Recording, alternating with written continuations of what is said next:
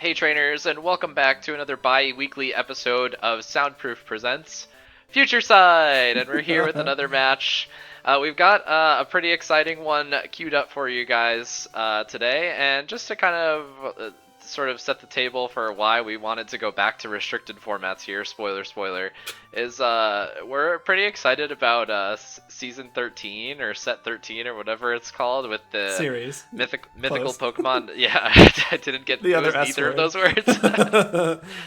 As mythicals are finally freed, so we decided to dip back into the pool of things that are uh, under the category of like as close as it gets to mythical series being allowed, and Jake's got his Victini ready to go there.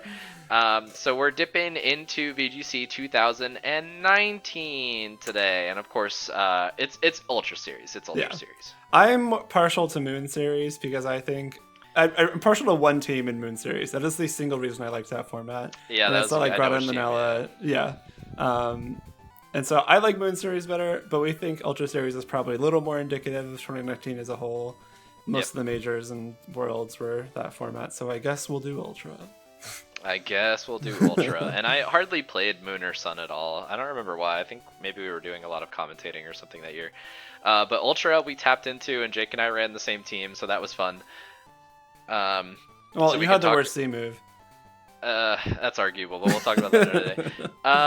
So let's talk a little bit about the format. So as far as 2019 as a whole goes, this was, I believe, the first year that we started to get rotating formats, which is something that the VGC community had kind of been begging for a long time because we were tired of getting trapped in these like year to potentially longer cycles where we're playing the same exact format for like 14 or 15 months, and it gets stale and centralized, and everybody's sick of seeing Kangaskhan's face and things like that.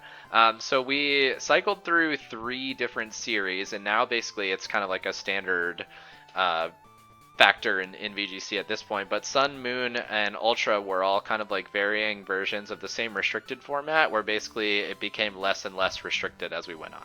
Yeah, so Sun Series was the first, and Megas and Z moves were banned. You couldn't use Z crystals or any Mega Stones. In Moon Series, you could use Z crystals and Z moves, but not Mega Evolutions. That includes primals like Kyogre and Groudon. And that also meant that the move Dragon Ascent was banned, because that's the only way you can Mega Rayquaza, so that was kind of unfortunate for Rayquaza. Yeah. But then in Ultra Series, you could use Mega Stones and Primals and Dragon Ascent. It's pretty much Right. 2016, but in Sun and Moon instead. Yep, exactly. Yep. So that's kind of where we're culminating here. Is we're presently at the World Championships. We're in Ultra Series, so this is kind of like the culmination of the whole season.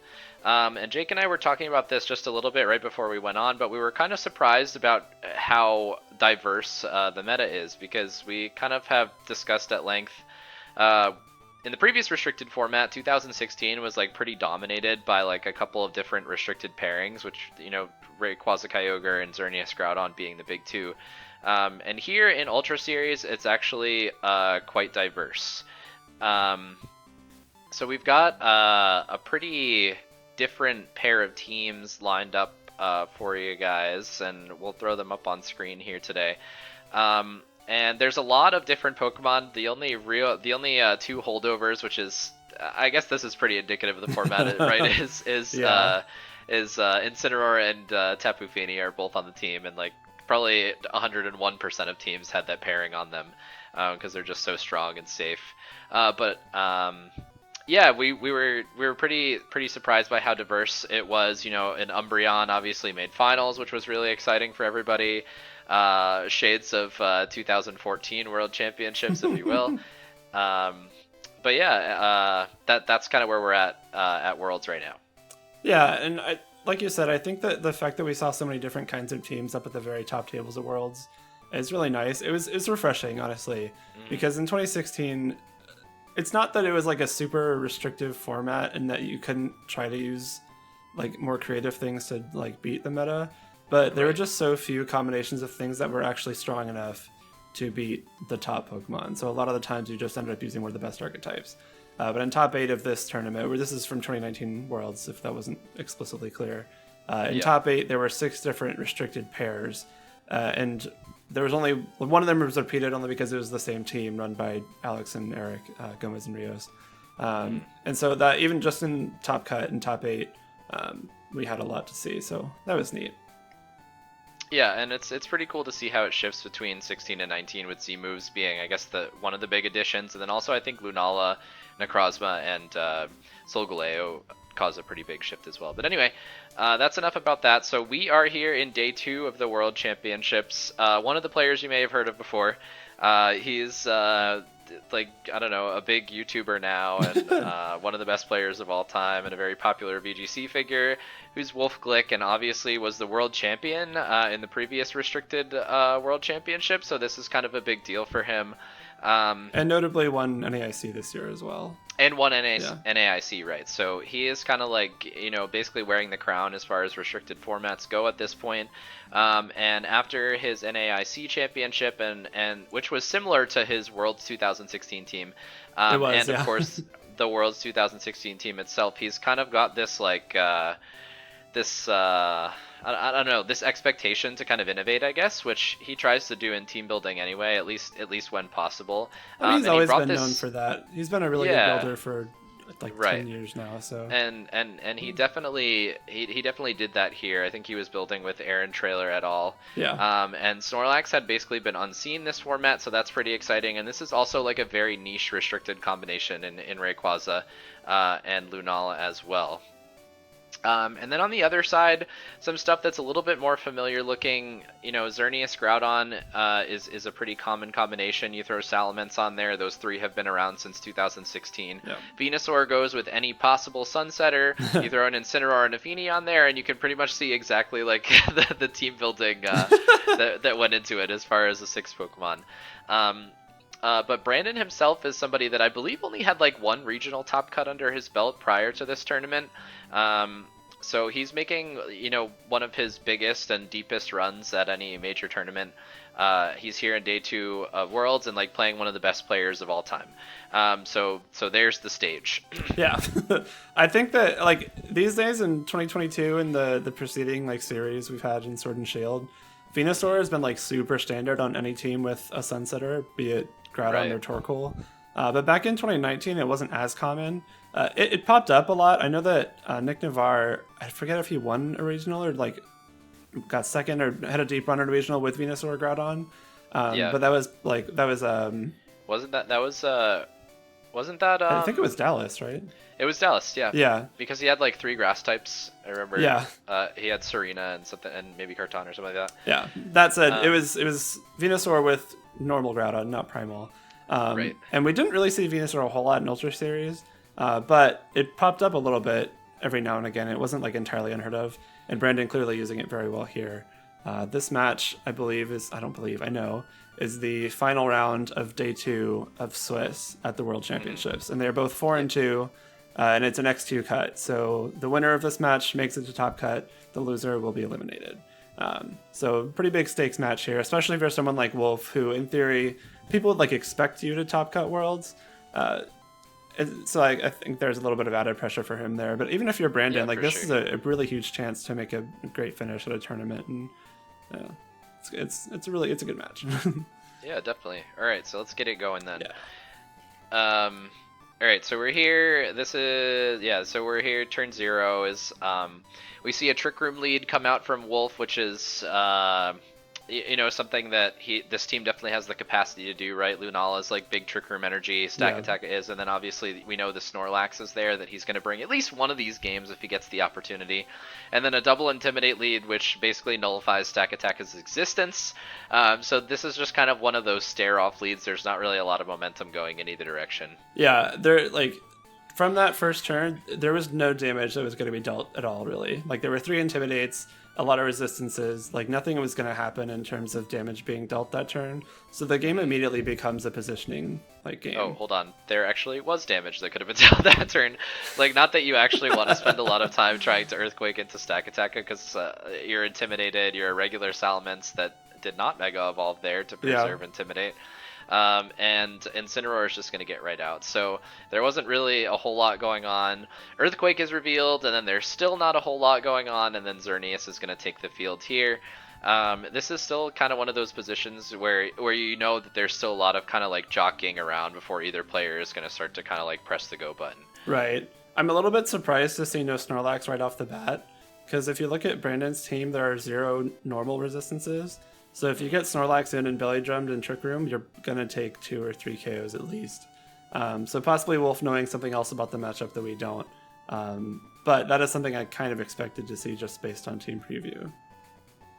All right, and we're going to get the Mega here where Brandon decides that the Intimidate probably isn't going to serve now or serve later as well as it is now, and he is going to go ahead and fire 2 attacks and do the grand sum of nothing. So Brandon, you can see, is kind of like trying to generate momentum immediately and start throwing attacks out, and Wolfe is still kind of positioning around a little bit, and this is, you know, about as good a position as it will get as far as setting up Trick Room.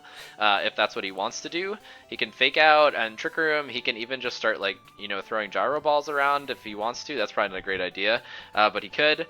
And this is kind of like pretty good for Wolfe here.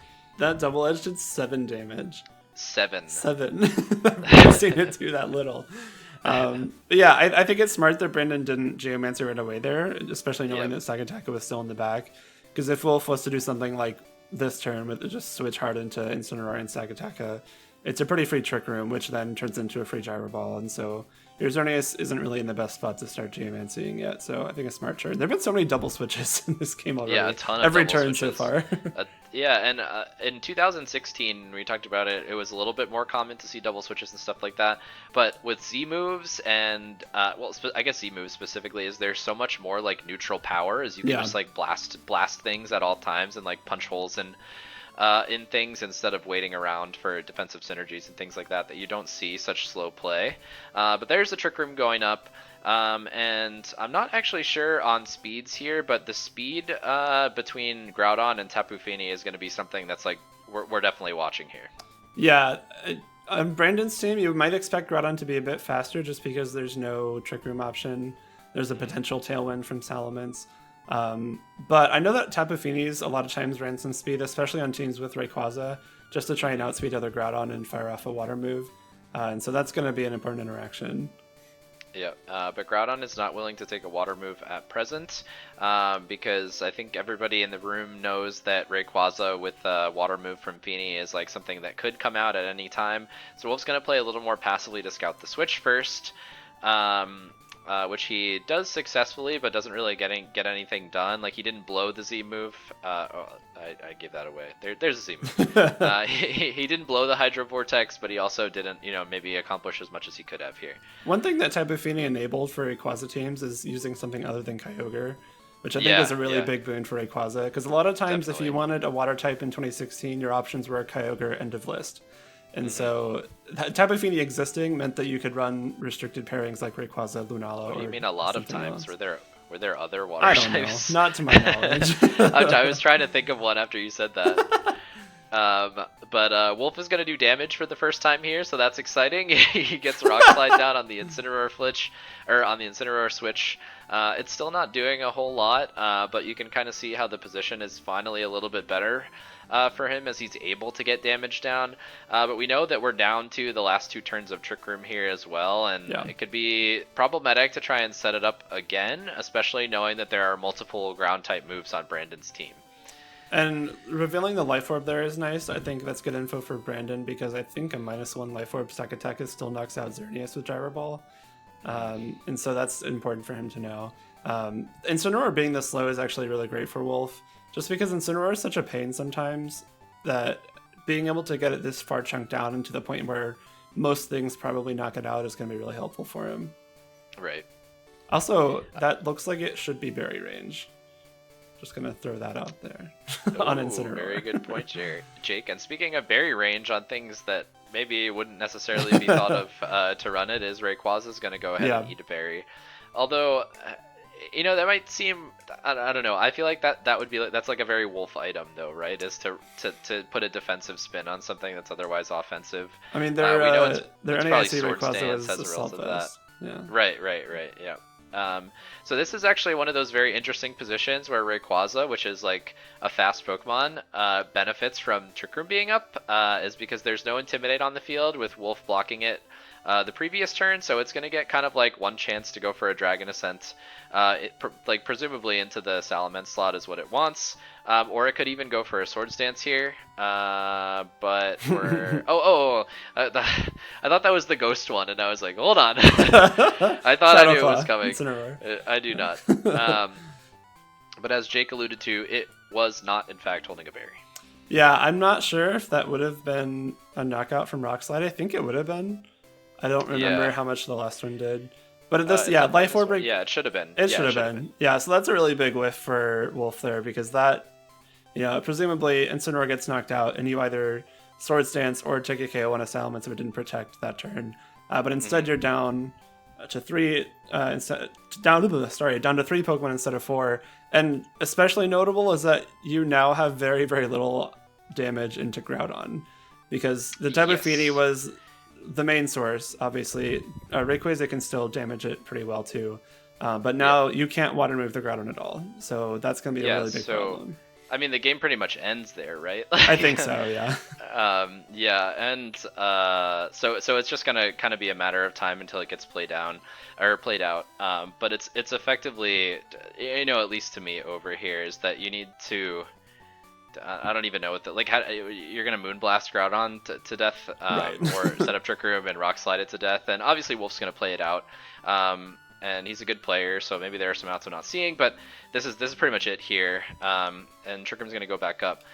One of the things I think is interesting, and I guess we could talk about it a little bit here, is I remember Aaron Trailer, who was like a building partner for Wolfe here, was talking about how he really hated the meta call, and that this was one of the teams, and you'll hear a lot of VGC players say that, the team carried me, or I carried the team, is that Wolfe and Aaron are just both phenomenal players, and kind of like dragged maybe what was a subpar meta call through this tournament.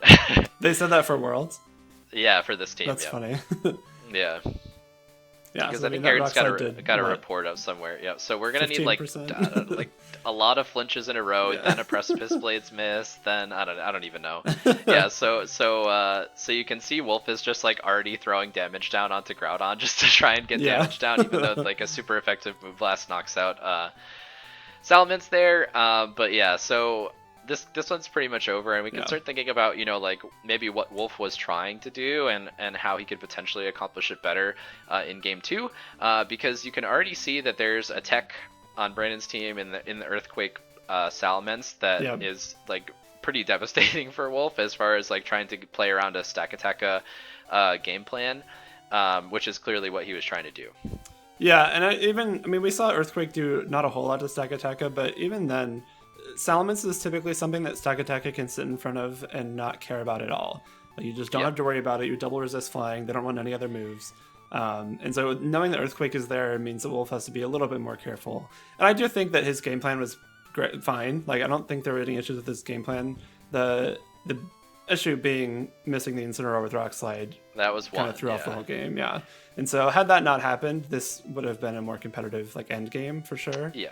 But if you're Wolfe, you recognize that and you know that, hey, I still have 2 more games. I'm sure this has happened to him before. So it's not the end of the world, clearly. And and I think it's probably just important to note that even though obviously this could have been a way different game with hitting the Rock Slide, this is still very much like an uphill battle matchup for Wolfe. Yeah. Mm-hmm. All right, so we're into game 2 here.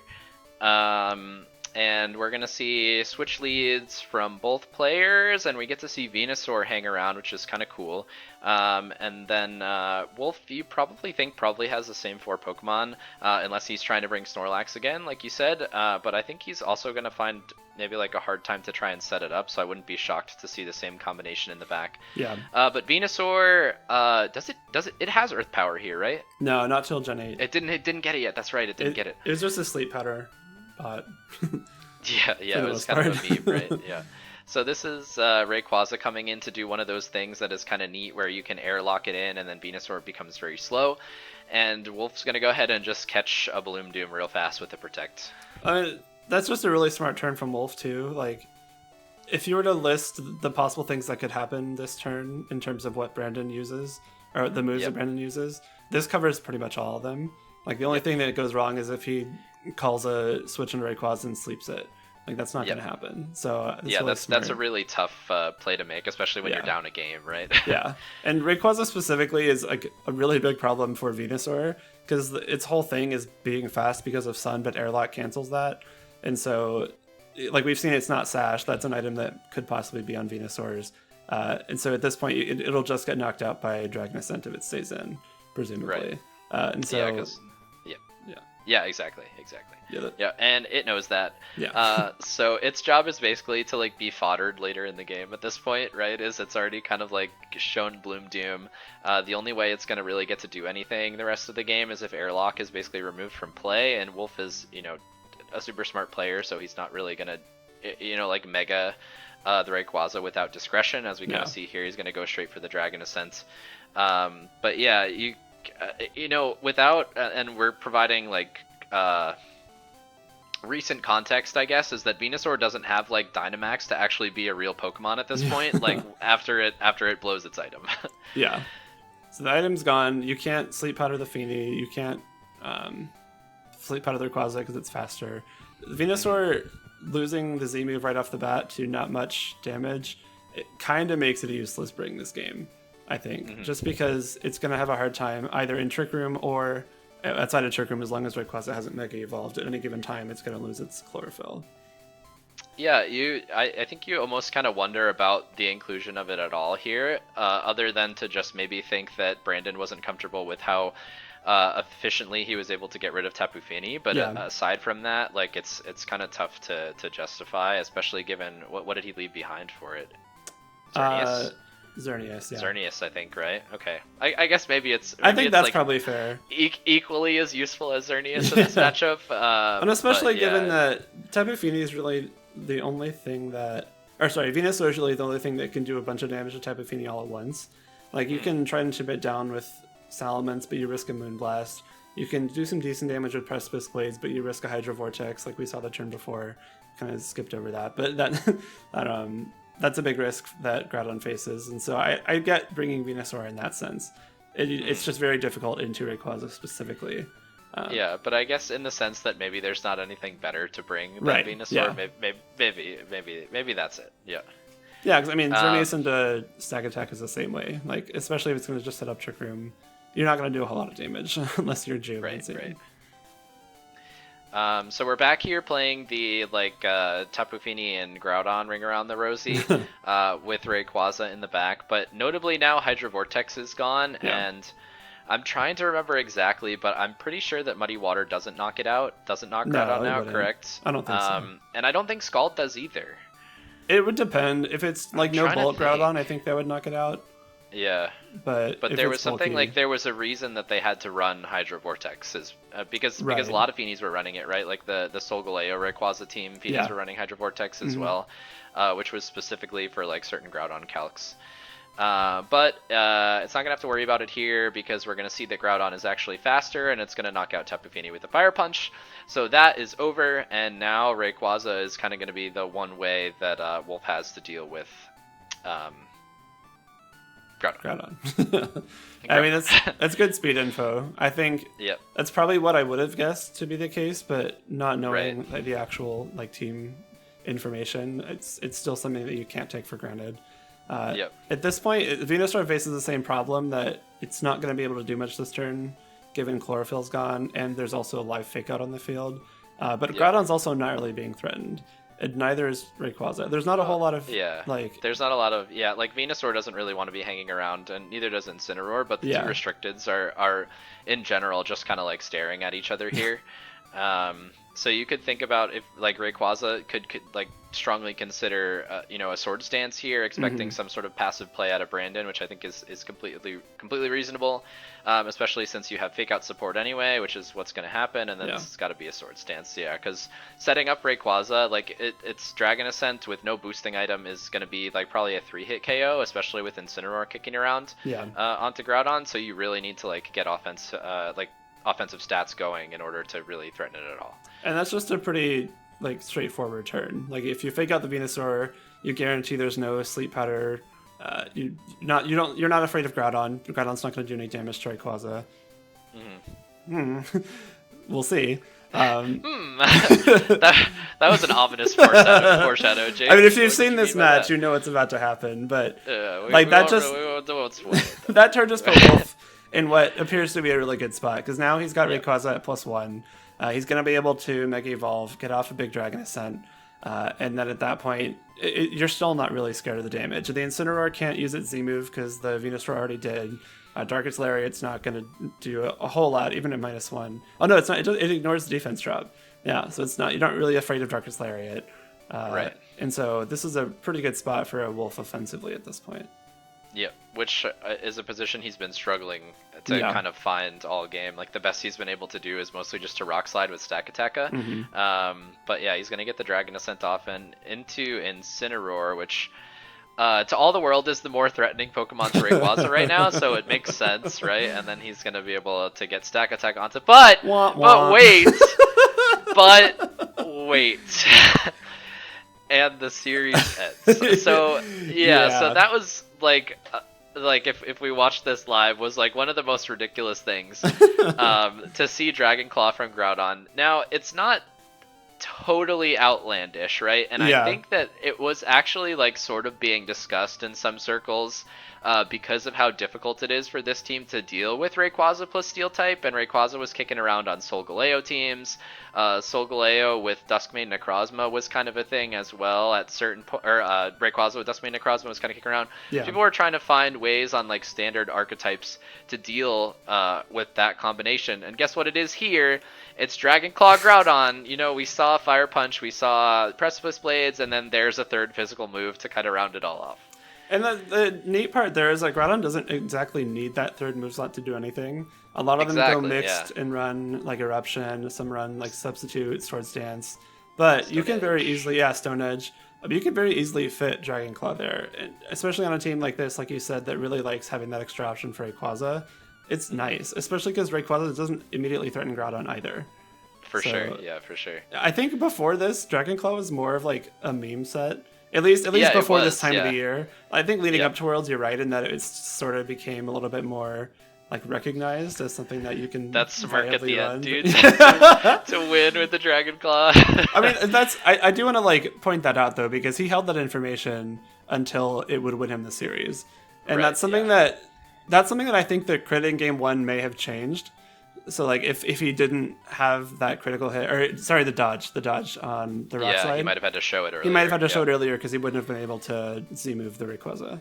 And I think as far as information goes, and this is kind of going into sort of like VGC as a whole, where people talk about like I don't know, I wanted to say paying the friendship tax, but it's kind of like the opposite of that. Is we're like really deep into the World Championships right now, so the fact that like that information was hidden to Wolfe, who is also one of the most like influential players in the scene right now, is a huge moment, like huge exciting moment. The fact that this is actually like we talk about hidden techs, like I could hide a tech, nobody would find out from me that I'm hiding a tech, but for like to be able to hide a tech from Wolfe in a win-in game is like a pretty insane feat that happens. A win-in game on the second day of a tournament he presumably brought the same team to on day 1. Like that's big. And I think it also kind of goes both ways. Like if you are very well connected, you will have the access to more information, which is a pretty big advantage. But if you're someone that doesn't have like the big results or the big like name recognition, in this case Brandon, there's probably less people that are going to be trying to track down what you're using. And so in that sense, you have a little bit more protection, and clearly that's paid off here. Yeah, so really exciting match, and I think this advanced Brandon to top cut, I think, and he ended up, I think, losing the next round. But like to top cut Worlds in an insane run like this, and then to beat Wolfe for your win in has got to is a pretty insane run. That's probably one of the biggest like stream moments from that year. It was so good. It was, and then after this, very well talked about. It was huge. It was huge. Super, like that was one of the most exciting things I remember watching live. And then we got to watch Umbreon make a run through Top Cut, so that was exciting as well. But anyway, that's 2019. So I think we've done every year. Well, did we do 18 yet? We did 14 through 17. We've done 14. Yeah, we did 18. 14, 15, 16. So So maybe we'll dip into 20. Have we done And that's 18? probably as far as we'll go. I don't know if we did. We'd have to go This back is and look. number But if we 5, haven't, so I don't know. if we haven't, we're doing 18 next week. If not, we'll dip into 20, and then we'll start doubling back because there are a couple matches, especially from specific years that we've talked about and thought about a little bit. So we'll be getting into some of those once we kind of like dip into every year that we're going to be talking about. And as always, if you have any recommendations as far as a match that you'd like to see from anywhere from like 2013-ish up through like 2020, that's something that we'd be happy to feature. You can find us on socials and whatever comments here. You can show up at my door. Like, I'd prefer you didn't, but I guess that's an option if you could figure it out. Yeah, if you know where we live and you show up, I'd be concerned, but also I would probably do whatever you suggested so you don't kill me. Concerned but impressed. I'm sure. Cool. Well, thanks for coming by to our latest episode of Future Sight, a soundproof presentation, and we will be back, as we have been regularly, in 2 weeks. I know, look at us.